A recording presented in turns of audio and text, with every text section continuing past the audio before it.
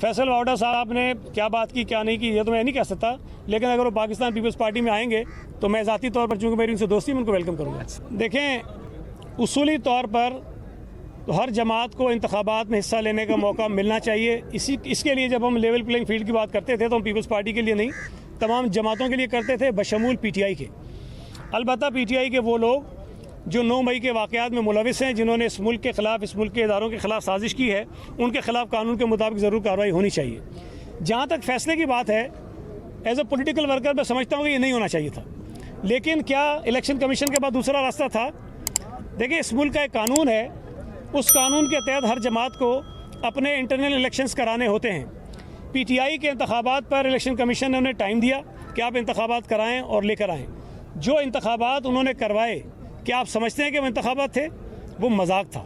अगर वो मजाक करेंगे और तवक्को ये करेंगे कि बंदियाल कोर्ट की तरह जो है तमाम अदालतें उनके लिए वो फूल बिछाए रखेंगी और जो भी मर्जी करके आ जाए उनको रिलीफ मिलेगी, तो मैं समझता हूँ कि ये इलेक्शन कमीशन के ऊपर उंगली उठाने से पहले PTI को अपने रवैये पे गौर करना चाहिए। अपना जो कानूनी तकाजा था, क्या उन्होंने पूरा किया कि नहीं किया, वो कानूनी तकाजा पूरा करें। लेकिन मेरी ये ख्वाहिश होगी कि PTI के भले का निशान जो बैलेट पेपर पे हो, ताकि उनके लोग इंतखाबात में हिस्सा लें और हम इलेक्शन में उनको शिकस्त देकर आगे बढ़ें। या देखें, इसकी दो सूरतें हो सकती हैं ना।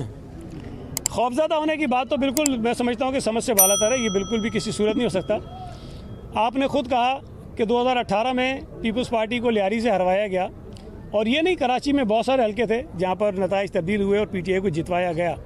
लेकिन हालिया जो बल्दियाती इलेक्शन हुए हैं, उसमें जो नतीजा लियारी से आया है, वो नतीजा हैरान कुन है। और पाकिस्तान की तारीख में कभी इतना ज़बरदस्त नतीजा पीपल्स पार्टी को लियारी से नहीं मिला। हमने 13 में से 12 यूसियाँ जीती हैं, और उन 12 यूसियों में वो यूसियाँ भी शामिल हैं जो पीपल्स पार्टी तारीख में कभी नहीं जीती थी। हम इस मरतबा जीते हैं। लियारी में हम बहुत कंफर्टेबल हैं। इंशाल्लाह ताला बिलावल भुट्टो जरदारी खड़े हो या कोई और खड़ा हो, पीपल्स पार्टी का जो भी उम्मीदवार होगा वो लियारी से कामयाब होगा। देखिए, जहाँ तक कुंडी साहब की बात है, उन्होंने अपनी बात की वजाहत भी की। उन्होंने ये कहा कि डेरा इस्माइल खान में चूँकि उनका मुकाबला JUI से होता है, वहाँ पीपल्स पार्टी भी काफ़ी मजबूत है। फैसल करीम कुंडी साहब भी मौलाना फजल रहमान को पहले शिकस्त दे चुके हैं, और गंडापुर ने भी उनको हराया एक दफ़ा, तो ये 2 दफ़ा शायद उनको हराया। तो अब अगर कुंडी साहब ने PTI को ये कहा है कि यहाँ मुकाबला हमारा एक ही कुव्वत से है, तो हो सकता है कि मिल के करना, तो उनकी एक डेरा इस्माइल खान की हद तक एक राय थी। अब मुझे नहीं पता कि पार्टी उस पर क्या फ़ैसला करती है, लेकिन अभी तक पाकिस्तान पीपल्स पार्टी का ऐसा कोई फ़ैसला नहीं है कि हम पाकिस्तान तहरीक इंसाफ से कहीं इंतखाबी अलाइंस करेंगे। दूसरी बात जो आपने फैसल वावड़ा की मैं उस मुलाकात में मौजूद नहीं था, लेकिन फैसल वावड़ा साहब ने क्या बात की क्या नहीं की ये तो मैं नहीं कह सकता, लेकिन अगर वो पाकिस्तान पीपल्स पार्टी में आएंगे तो मैं ज़ाती तौर पर, चूँकि मेरी उनसे दोस्ती, मैं उनको वेलकम करूँगा।